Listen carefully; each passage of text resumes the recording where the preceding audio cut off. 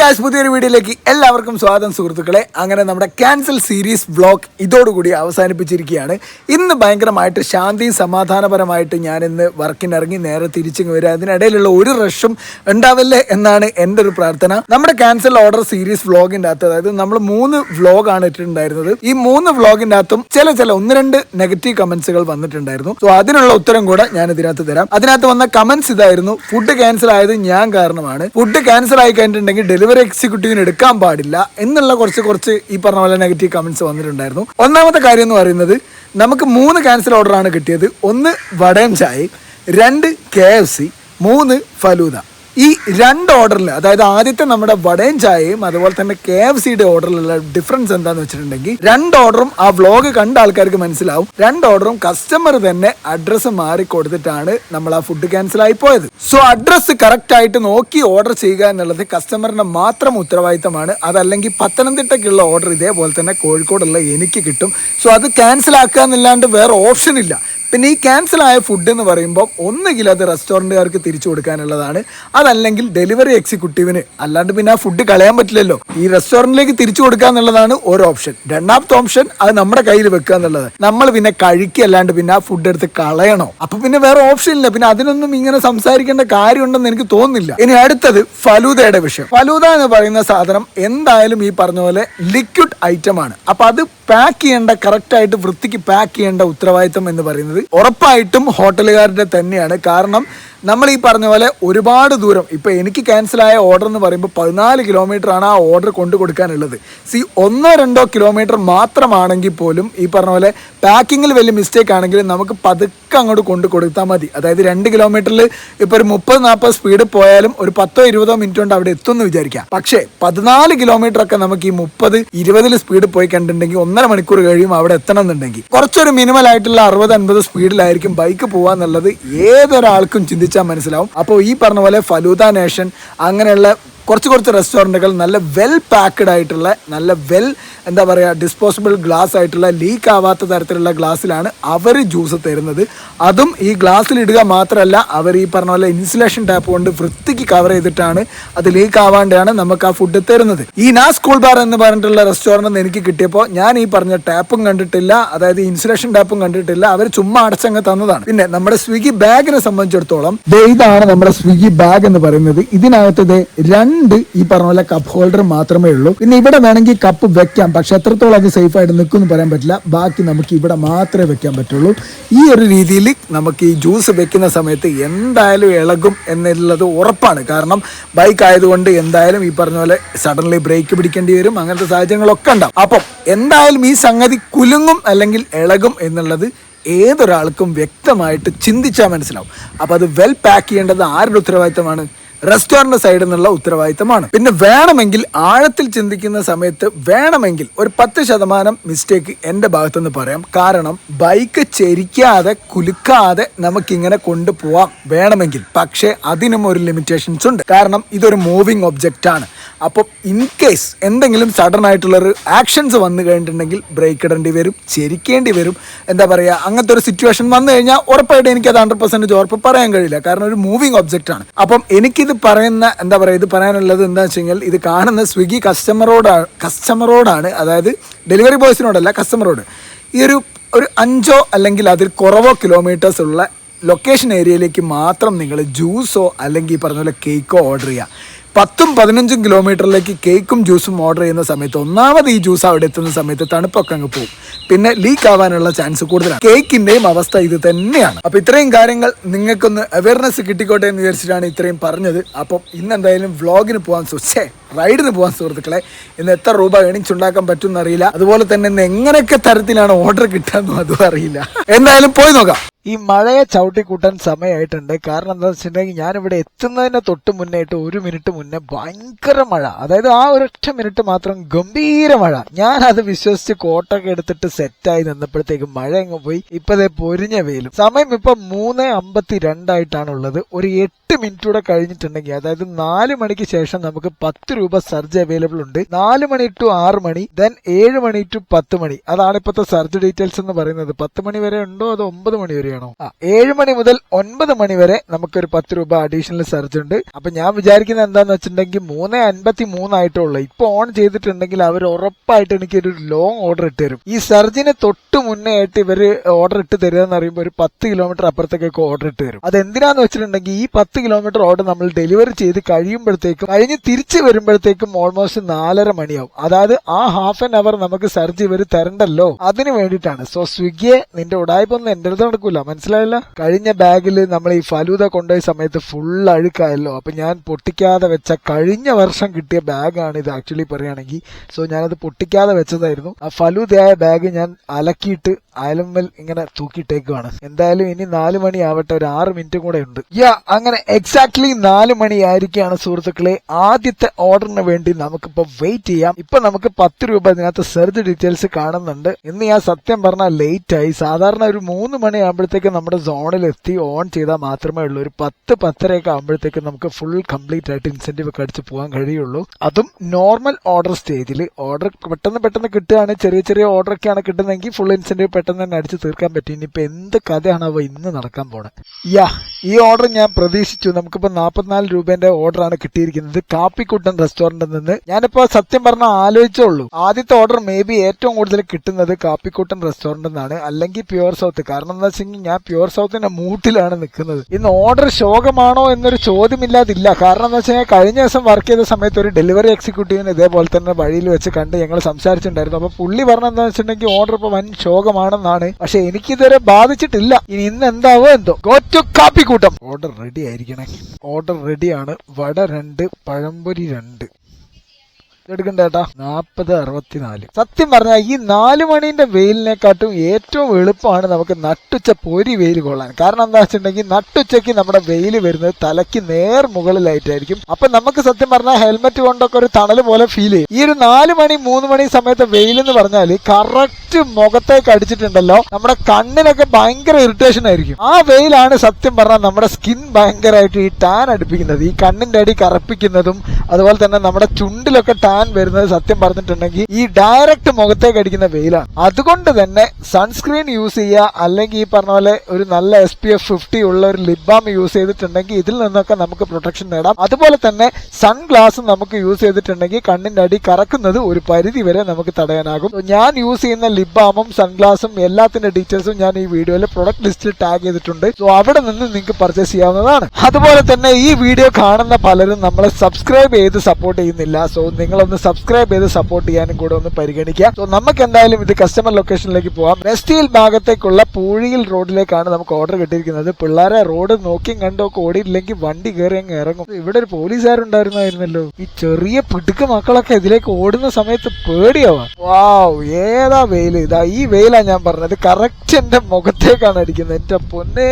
House number 25 ആണ് ഇത്. ഞാൻ സ്ഥിരം കൊടുക്കുന്ന കസ്റ്റമർ ആണെന്ന് തോന്നുന്നു. സോ ഇവിടുന്ന് ലെഫ്റ്റ് തിരിഞ്ഞാണ് ലൊക്കേഷൻ കാണിക്കുന്നത്. ഇവിടെ ലെഫ്റ്റ് റോഡ് ഉണ്ടോ? എന്റെ സ്ഥിരം കസ്റ്റമർ അല്ല. ഇതാണോ 25? യെസ്. ഫുഡ് ഓർഡർ ചെയ്തിട്ടുണ്ട്. അങ്ങനെ ഐശ്വര്യമായി നമ്മൾ ആദ്യത്തെ ഓർഡർ കംപ്ലീറ്റ് ചെയ്തപ്പോൾ 46 രൂപയാണ് സുഹൃത്തുക്കളെ. കടന്നു വരൂ. എനിക്കതേ ടോണുണ്ടല്ലേ. അടുത്ത ഓർഡർ അടിഞ്ഞല്ലോ. 38 രൂപ അലങ്കാർ ഫാമിലി റെസ്റ്റോറന്റ്. സോണിന് പുറത്തേക്കാ. ഞാനിപ്പോ പറഞ്ഞപ്പോ ലോട്ടറിക്കാരന്റെ ഒരു ടോണുണ്ടല്ലേ. നാളെയാണ് പോയാലോ ലോട്ടറി വിൽക്കാൻ. നല്ലൊരു ഭാവി ഞാൻ കാണുന്നുണ്ട്. ഓക്കെ ഗൈസ്, അങ്ങനെ നമ്മുടെ രണ്ടാമത്തെ ഓർഡർ കിട്ടിയിരിക്കുകയാണ് സുഹൃത്തുക്കളെ. ഇതിപ്പോ റെയിൽവേ ഗേറ്റിന് അപ്പുറം കിടക്കണം. റെയിൽവേ ഗേറ്റ് പൂട്ടി കിടക്കുവാണെങ്കിൽ നമ്മൾ കാത്തിരിക്കേണ്ടി വരും. അങ്ങനെ we are reached Alankar restaurant. Order ready ആയിട്ടിരിക്കണേ എന്നാണ് എന്റെ പ്രാർത്ഥന. 1990 കേട്ടോ ഈ റെസ്റ്റോറന്റ്. ഓ ഗോഡ്. അപ്പൊ എത്ര വർഷമായി കാണും? 36 വർഷം അല്ലേ? യെസ്, ഓർഡർ റെഡി ആയിട്ടുണ്ട്. 62-36. ബീഫ് ഫ്രൈ ആണ് സുഹൃത്തുക്കളെ, ബീഫ് ഫ്രൈ. അങ്ങനെ ഈ ഓർഡർ നമുക്ക് കൊണ്ടു കൊടുക്കാനുള്ളത് വെങ്ങാലി എന്ന് പറഞ്ഞിട്ടുള്ള സ്ഥലത്തേക്കാണ്. പോകാനുള്ള ദൂരം എന്ന് പറയുന്നത് 4 കിലോമീറ്റർ ആണ് സുഹൃത്തുക്കളെ. കൊണ്ടുപോകുന്ന ഐറ്റം ഒരു ബീഫ് ഫ്രൈ ആണ്. ബ്രീഫ് ഫ്രൈ ആയിപ്പോയി. ഓക്കെ ഗൈസ്, ഇവിടെ നിന്നൊരു ലെഫ്റ്റ് തിരിഞ്ഞാൽ കസ്റ്റമർ ലൊക്കേഷൻ ആണെന്നാണ് കാണിക്കുന്നത്. എനിക്ക് തോന്നുന്നത് വള്ളിയാവുന്നു. വള്ളി മീൻസ് അഡ്രസ് കണ്ടുപിടിക്കാൻ ഞാൻ കുറച്ച് കഷ്ടപ്പെടാൻ തോന്നുന്നു. കാരണം 617 എന്നാണ് എഴുതിയിരിക്കുന്നത്. 617 വീട്ടു നമ്പർ ആണോ? ഇവിടുന്ന് വിളിച്ചു നോക്കാം അല്ലേ. കസ്റ്റമർ വിളിച്ചിട്ട് എടുക്കില്ലല്ലോ. ഞാൻ പറഞ്ഞില്ലേ ഇത് വള്ളിയാവുന്നു. ബാക്കിൽ നിന്ന് കൈയാട്ടി വിളിക്കുന്നത്. ജിഷ്ണു ആണോ? ഫോണിൽ വിളിച്ചിട്ട് എന്താ കട്ടാക്കുന്നത്? കോള് വന്നിട്ട് 2 പ്രാവശ്യം ബിസിയാക്കി. അതായത് ഒരു 813888 നമ്പർ. ഗൈസ്, സമയം അങ്ങനെ 7:45 സുഹൃത്തുക്കളെ. നമുക്ക് 7 മണിക്ക് ശേഷം ഉണ്ടല്ലോ 25 രൂപയാണ് നമുക്ക് സർജ് ഇട്ടിരിക്കുന്നത്. ആൻഡ് എന്ത് പറ്റിയെന്നറിയില്ല, ഞാൻ ആകെ ഇത് 9ാമത്തെ ഓർഡറാണ് ഇപ്പോൾ എടുക്കാൻ പോകുന്നത്. ഞാനിപ്പോൾ ഓടി കിലോമീറ്റർ നോക്കുകയാണെന്നുണ്ടെങ്കിൽ 88 കിലോമീറ്റർ ആണ് സുഹൃത്തുക്കളെ. അതായത് ഞാൻ 9 ഓർഡറിന് വേണ്ടി എടുത്തത് ഏകദേശം 10 കിലോമീറ്ററിന് വേണ്ടിയിട്ടാണ് ഒരു ഓർഡറിന് എടുത്തത്. ഇന്ന് എന്ത് പറ്റിയെന്നറിയില്ല, ഇട്ട് തരുന്നതൊക്കെ ഈ പറഞ്ഞ പോലെ 80, 90, 100, 120 എന്നൊക്കെ പറഞ്ഞിട്ട് വലിയ വലിയ ഓർഡറാണ് എനിക്ക് തന്നുകൊണ്ടിരിക്കുന്നത്. ഞാനിന്ന് 11 കിലോമീറ്ററിന്റെ 2 ഓർഡറാണ് ഇന്ന് കംപ്ലീറ്റ് ചെയ്തത്. ആൻഡ് ഇപ്പോഴത്തെ ഏണിങ്സ് നോക്കുകയാണെന്നുണ്ടെങ്കിൽ അത്യാവശ്യം ആയിട്ടുണ്ട് കേട്ടോ. നമുക്ക് ഈ ലോങ് ഓർഡർ കിട്ടുന്ന സമയത്ത് ഏണിങ്സ് നല്ലോണം ആവും, പക്ഷെ എക്സെന്റീവ് സ്ലാബിലേക്ക് വരുന്ന സമയത്താണ് നമുക്ക് പണി കിട്ടുക. അതായത് ഇപ്പോഴും ഞാനിപ്പോൾ 8 ഓർഡർ മാത്രമേ കംപ്ലീറ്റ് ചെയ്തിട്ടുള്ളൂ. സമയം ഇപ്പോൾ 8 മണി ആയിരിക്കുകയാണ്. ഇനി നമുക്കൊരു 10 മണിയിലേക്ക് 2 മണിക്കൂറും കൂടെ ഉള്ളൂ. സോ ഈ 2 മണിക്കൂർ കൊണ്ട് ബാക്കിയുള്ള 14 ഓർഡർ കംപ്ലീറ്റ് ചെയ്യണം അല്ലെ. 14 ഓർഡർ കംപ്ലീറ്റ് ചെയ്താൽ മാത്രമേ ഉള്ളൂ ഇനി 22 ഓർഡർ കംപ്ലീറ്റ് ആവുള്ളൂ. അപ്പൊ ഈ 2 മണിക്കൂർ കൊണ്ട് ഒരിക്കലും എനിക്ക് 14 ഓർഡർ കംപ്ലീറ്റ് ആവൂല. സോ ഇങ്ങനത്തെ സിറ്റുവേഷനിലാണ് ഞാൻ ആലോചിക്കുമ്പോൾ ചെറിയ ചെറിയ ഓർഡർ ആണെങ്കിലും ഏണിങ്സ് കുറവായിരിക്കും. പക്ഷെ എന്നാൽ പോലും ഈ പറഞ്ഞ പോലെ നമുക്ക് ഇൻസെന്റീവ് സ്ലാബ് വേഗം കംപ്ലീറ്റ് ആക്കാൻ പറ്റും. ഈ ഓടിയ പെട്രോൾ പൈസ നമുക്ക് തിരിച്ചു കിട്ടണം എന്നുണ്ടെങ്കിൽ ഇൻസെന്റീവ് അടിക്കണം. അല്ലാത്ത പക്ഷം നമുക്ക് ഈ ഓടിയ പെട്രോൾ പൈസ നഷ്ടമാണ്. ഇന്ന് അതേപോലെ തന്നെ വേറൊരു സംഭവം ഉണ്ടായി. ഞാനിപ്പോ രാത്രിയിലെ ഫുഡ് ഞാൻ ഇങ്ങോട്ട് പൊതിഞ്ഞെടുക്കാറാണ് പതിവ്. കാരണം എന്താണെന്ന് വെച്ചിട്ടുണ്ടെങ്കിൽ രാത്രിയിലത്തെ ഫുഡ് ഞാൻ, അതായത് നമ്മൾ ഡ്യൂട്ടി കഴിഞ്ഞ് വീട്ടിലെത്തുന്ന സമയത്ത് എന്തായാലും ഡിലേ ആവും. അപ്പൊ അത്രയും ഡിലേ ആയിട്ട് ഫുഡ് കഴിക്കണ്ടല്ലോ എന്ന് ഓർത്തിട്ട് ഞാനങ്ങ് കൊണ്ടുവരാറാണ് പതിവ്. അത് എന്നിട്ട് ഞാനൊരു 7:30, 8 മണിയൊക്കെ ആവുന്ന ഈ ഒരു സമയത്ത് ഞാനങ്ങ് ഫുഡ് കഴിക്കും. അപ്പൊ ഞാനത് കഴിച്ചുകൊണ്ടിരിക്കുന്ന സ്ഥലം എന്ന് പറയുന്നത് മെയിൻ റോഡിൽ നിന്നും കുറച്ചൊരു ഉള്ളോട്ട് കയറിയിട്ടുള്ള റോഡിൽ നിന്നാണ് ഞാനിത് കഴിക്കുന്നത്. ഇത് കഴിച്ചുകൊണ്ടിരിക്കുന്ന സമയത്ത് പെട്ടെന്ന് ഒരു ബൈക്കിൽ ഒരു ചേട്ടൻ വന്നിട്ട് അവിടെ നിന്ന് എന്നെ ഇങ്ങനെ നോക്കി കുറേ നേരം, അതായത് ഒരു 2 മിനിറ്റോളം ഇങ്ങനെ നോക്കിയിരുന്നു. അപ്പൊ ഞാൻ വിചാരിച്ചു, ഭഗവാനെ, ഇനിയിപ്പോ ഇത് പ്രൈവറ്റ് പ്രോപ്പർട്ടി വല്ലതും ആണോ, ഇനി ഇവിടെ ഇരുന്ന് ഫുഡ് കഴിക്കാൻ പാടില്ലേ, അങ്ങനെ എന്തെങ്കിലും വിഷയമൊക്കെ ഉണ്ടോന്ന് വിചാരിച്ചാണെങ്കിൽ നിന്നു. അപ്പൊ ഞാനങ്ങനെ കുറച്ചേരം എന്തായി ചേട്ടൻ ചെയ്യാൻ നോക്കണമല്ലോ. അപ്പൊ ഞാൻ 2 മിനിറ്റ് അവിടെ നിന്നപ്പോ സമയത്ത് എന്നോട് ചേട്ടൻ ചോദിക്കുകയാണ്, മോനെ ഇപ്പോഴാണോ കഴിക്കുന്നത് എന്ന് വെച്ചു. അപ്പൊ ഉച്ചയ്ക്ക് ഫുഡ് കഴിച്ചില്ലേ എന്ന് വെച്ചു. ഞാൻ പറഞ്ഞു, അല്ല ചേട്ടാ, ഉച്ചയ്ക്ക് ഫുഡ് കഴിച്ചു, ഞാൻ രാത്രിയത്തെ ഫുഡ് കുറച്ച് നേരത്തെ കഴിക്കും, അപ്പൊ അതാണ് ഇപ്പൊ കഴിക്കുന്നതെന്ന് വെച്ചു. പിന്നെ പറഞ്ഞു, മഴ പെയ്താ ബുദ്ധിമുട്ടാവൂലേ എന്ന് വെച്ച്. ഞാൻ പറഞ്ഞു, ആ മഴ പെയ്യും, അതിന് മുന്നേ ഞാനിങ്ങനെ ഫുഡ് കഴിക്കുകയാണ് എന്ന് പറഞ്ഞു.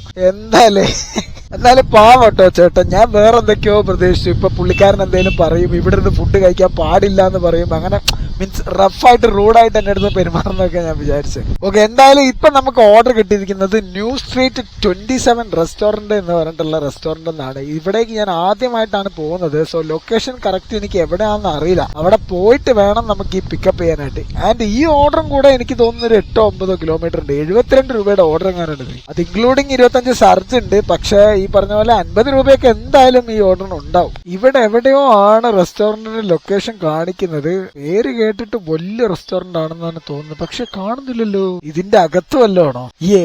സ്ട്രീറ്റ് 27 റെസ്റ്റോറന്റ്, അത് തന്നെ. ബൈക്ക് വെക്കാൻ സ്ഥലമില്ലല്ലോ.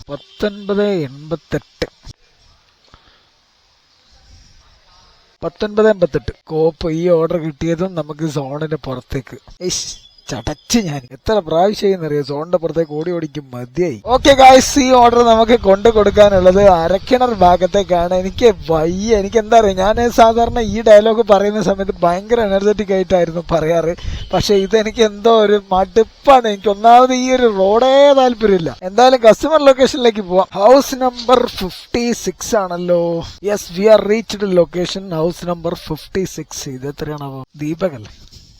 ഞാൻ ഈ ഫുൾ ഇൻസെന്റീവ് നിൽക്കുമെന്ന് എനിക്ക് തോന്നുന്നില്ല. കാരണം 22 കംപ്ലീറ്റ് ചെയ്യുമ്പോഴത്തേക്കുണ്ടല്ലോ എനിക്ക് തോന്നുന്നു ഒരു 200 കിലോമീറ്റർ ഞാൻ ഓടേണ്ടത്. ഇതിന്റെ ഇപ്പൊ നോക്കി 62 രൂപയുടെ ഓർഡറാണ് നമുക്കിപ്പോ കിട്ടിയത്. ഇതെനിക്ക് തോന്നുന്നു 7 കിലോമീറ്റർ, 7.01 കിലോമീറ്റർ ആണ് നമുക്ക് പോവാനുള്ളത്. ഞാനേ തൽക്കാലം ഒരു 10 മണി വരെയൊക്കെ എടുത്തിട്ട് മെല്ലെ ഞാൻ വീട്ടിൽ പോട്ടെ, അല്ലെങ്കിലേ പണിയായത്. ഓക്കെ, ഇപ്പൊ എന്തായാലും ഓർഡർ കിട്ടിയിരിക്കുന്നത് ഇമ്മീസ് കിച്ചൺ എന്ന് പറഞ്ഞിട്ടുള്ള റെസ്റ്റോറന്റ് എന്നാണ്. ഇതൊക്കെ ഏത് റെസ്റ്റോറന്റ് ദൈവമേ? ഹലോ, സ്വിഗ്ഗി ഡെലിവറി ബോയ് ആണ്. ഇത് എവിടെ ഈ റെസ്റ്റോറന്റ് വരുന്നത്? ഇവിടെ ഞാനിപ്പോ എക്സാക്ട് നിൽക്കുന്നത് പയ്യാനക്കൽ ജുമാ മസ്ജിദ്, അറിയോ?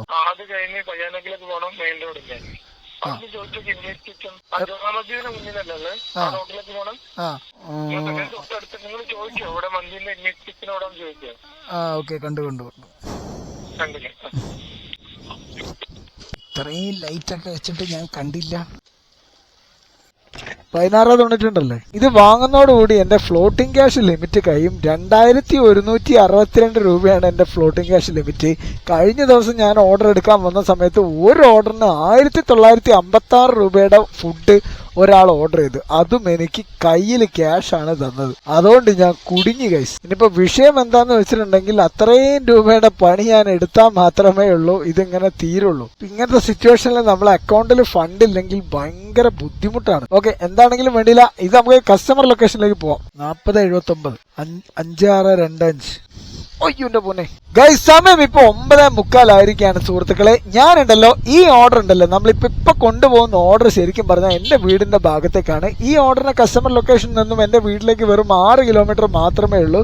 പക്ഷെ വിഷയം എന്താന്ന് വെച്ചിട്ടുണ്ടെങ്കിൽ ഞാൻ ഇത് കൊടുത്ത് മെല്ലെ വീട്ടിലേക്കൊക്കെ പോവാന്ന് വിചാരിച്ചിരിക്കുമ്പോ റെസ്റ്റോറന്റിൽ നിൽക്കുമ്പോണ്ട് അടുത്തൊരു ഓർഡറും കൂടെ അടിയുന്നു. അതായത് നമ്മളിപ്പോ 13 എണ്ണമാണ് കംപ്ലീറ്റ് ആക്കിയത്.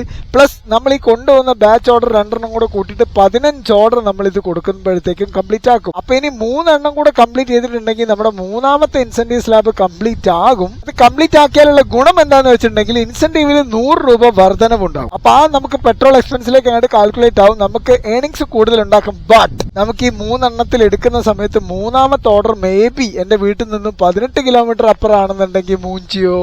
അപ്പൊ അതുകൊണ്ട് ഞാനിപ്പോ എന്താ ചെയ്യേണ്ടതെന്നുള്ള ഒരു കൺഫ്യൂഷനിലാണ് സുഹൃത്തുക്കളെ. ഇത് കൊടുത്തിട്ട് അങ്ങ് പോയാൽ പോരെ. സത്യം പറഞ്ഞാൽ ഏണിങ്സ് എന്ന് പറയാനായിട്ട് 800 രൂപേന്റെ അടുത്ത് ആയിട്ടുണ്ട്. 800 പ്ലസ് 2ാമത്തെ ഇൻസെന്റീവ് കംപ്ലീറ്റ് ആക്കിയിട്ട് 130 രൂപയാണ് 2ാമത്തെ ഇൻസെന്റീവ് എന്ന് പറയുന്നത്.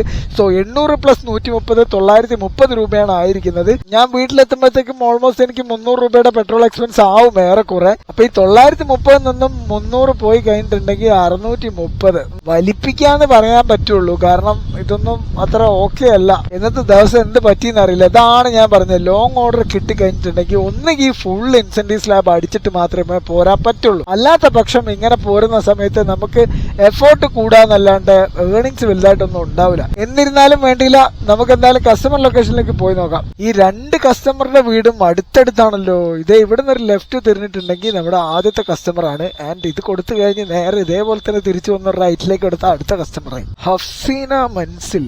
ഗൈസ്, ഞാൻ ഇതും കൂടെ കൊടുത്തിട്ട് പോവാണ്. കാരണം എന്താന്ന് വെച്ചിട്ടുണ്ടെങ്കിൽ ഇപ്പൊ നമ്മൾ 120 കിലോമീറ്റർ ആയിട്ടുണ്ട്.